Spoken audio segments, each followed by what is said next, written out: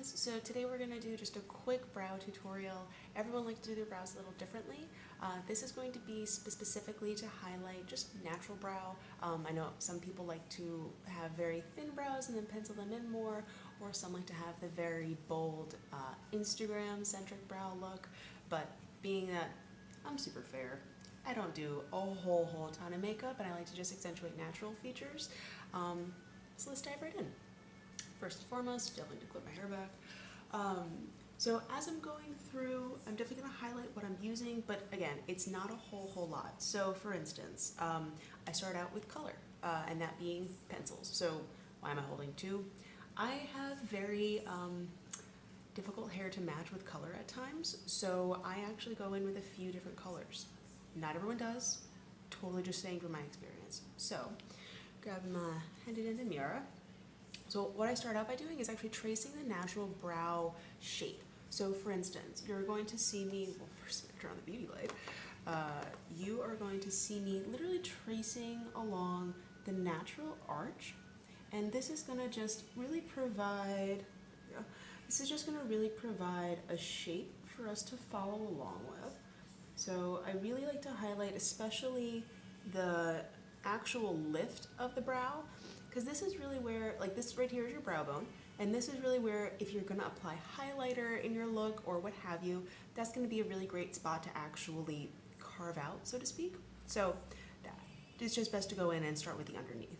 So as you're going in, very fine slash light hand. It's always better to be able to build versus being stuck to have to take away. Taking away, it's not impossible, but it's a bit more of a chore. So here, very light hand, and I will say, so the pencil that I'm using right here is by Makeup Forever. These multi-use pencils are really soft, so you'll see I have already quite a bit of pigment deposited, but best thing to have on hand is also a spoolie. There we go. So with this, just make sure as you deposit, you're also brushing through. And again, the purpose of this tutorial is for a natural brow look, and I will admit, I do have, I wouldn't say thick brows, but I do have hair. I know some women, unfortunately, they may have plucked earlier on, like in high school times, and brows don't always necessarily grow back. So I will speak to some tips and tricks to do, but I will say, of course, this tutorial is definitely more geared towards those who have a fuller brow with their hair still intact. But again, I'll go in a little bit and talk a bit about that. So again, here we are just mainly brushing through to deposit pigment, and again, this is just the one color so far. The other colors I sometimes use for more depth, but simple first. So again, doing the same thing on the other side, just to make sure they're symmetrical. Now, if you're watching this as I'm posting it, you know, we've been in quarantine for almost going into 8 weeks. So that means I haven't gotten my brows done in 8+ weeks. So do know that if you have your brows freshly threaded, tweezed, waxed, whatever method you do for grooming, they may look a little bit more precise. And I hope mine will too once I get them waxed again. But for now, this is what we're working with. So again, combing through after you just kind of highlighted the shape, and then you'll see much more, you know, brow on my face, or at least visible on my face now. So just gonna go back in again, because I did not deposit nearly as much pigment at the front over here. So just going back in a bit.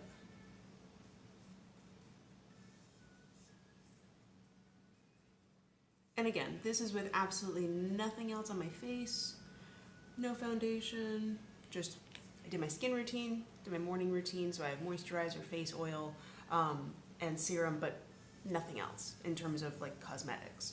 Where the F? Going blind, guys. Going flipping, losing my mind. So, combing through again, just fluffing them up. And this, if you also want to do grooming as a part of this, I'm not covering that right now, but if you would like to, this is actually a great way as you're brushing to really see any fine baby hairs that you may want to actually tweeze out. Maybe you do have some stray hairs that you didn't realize. One issue that I have in particular is that a lot of my hairs are very blonde, so I don't see them just naked eye, but when I start to put color and pigment on my face, they get dusted with color, and wow, hi there. Didn't see you there. I need to tweeze you.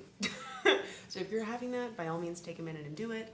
But yeah, so as of right now, again, just very loose guide of color. And then I'm gonna go in right now and start to carve out the shape. And what I mean by that is, with a concealer, so I do at times use 2 different color concealers. I will get to that in a separate tutorial, but I do at times use 2 different colors. For this, again, because this area tends to be something that you may want to apply highlight, I do recommend using, if you have 2 shades, the lighter of the 2, and if you only use one, well, fabulous, then you just use your normal concealer. So, using the lighter shade, I always like to put it on the back of my hand. It's just easier to use your hand as a palette, or sometimes I use an actual palette, but not right now.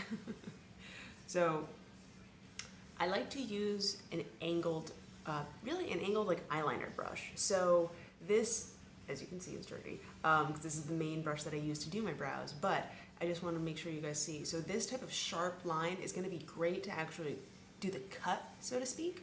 So, as you have it here, oh, fun fact, as I mentioned in terms of hair being a little difficult to color match, I have 3 different colored eyebrow pencils. I don't always use all 3, but color matching is tricky.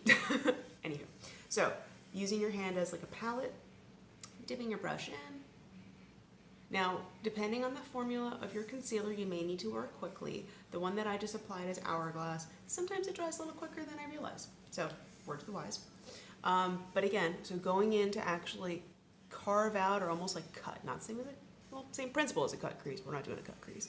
So right now, again, with the angle brush, really gently trace the actual line of your brow that you're wanting to actually stand out.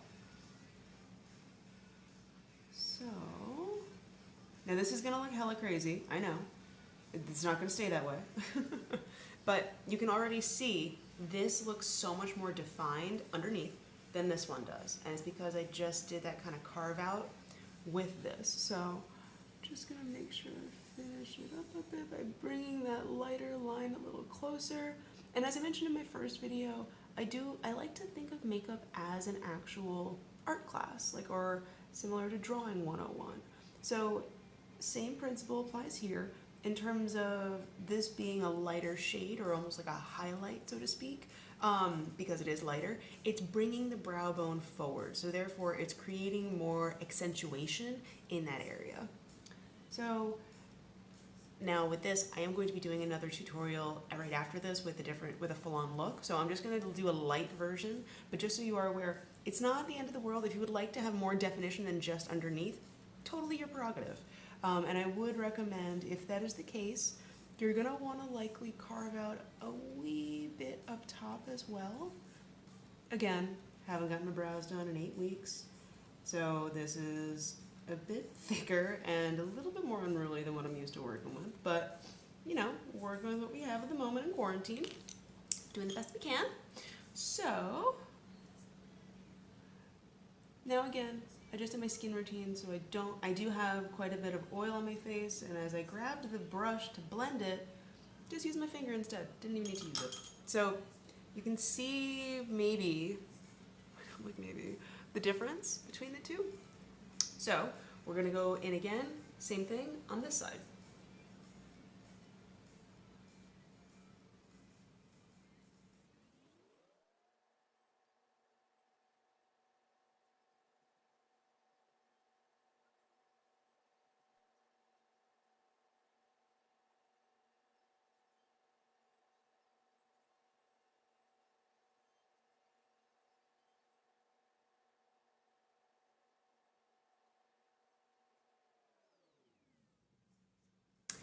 So now it's fairly cleaned up. Again, these are for natural brows. This is not for a very done up, very just so kind of look. So again, I had just used one. If I want to go in, I would typically use another color just to add a little bit of warmth. The color that I just used was called Total Taupe. It's a very multi-use color. I sometimes use it as brows, sometimes I use it for eyeliner. That's really nice and smudgy. Totally up to you.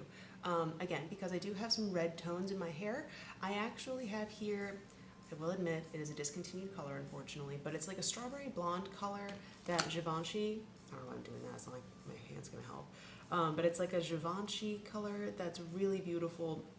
As you can tell, I have like just a nubble left. It's discontinued, I think, from a few years ago.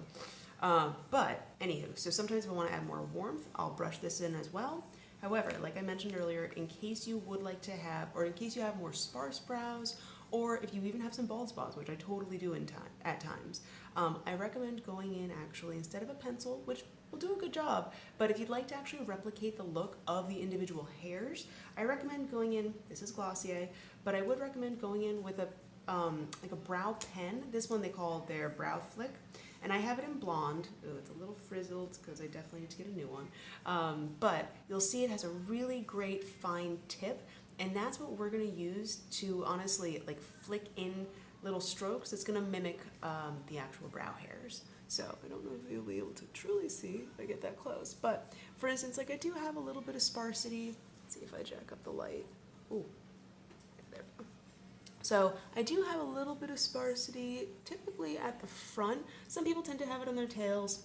I don't really care about my tails that much. But so just so you can see, you would just go in.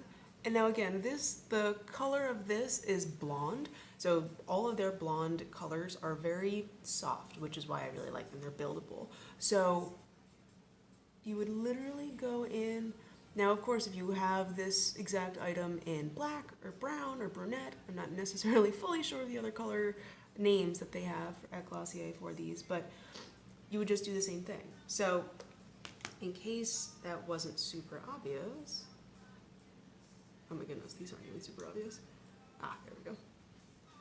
So clearly I need to get a new one, but you can see there, like that is, I mean, obviously a very chunky version of the actual brow stroke, but what you would be doing is a similar type of stroke. But yeah, wow, I need to get a new one. This is really, really bad. Anyway, so that's honestly what you would be doing there.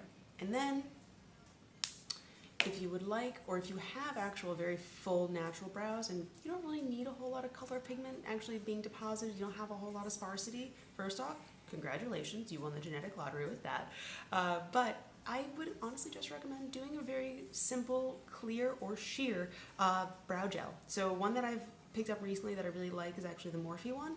Super clear, and it just keeps everything in place. It has a little bit of a crunchy feel, but not quite as bad as like, oh my god, I have a shell on my brow. It's not that bad, but it does have a little bit of hold, which is nice, especially if you're just like walking out and about and it's really windy out or what have you.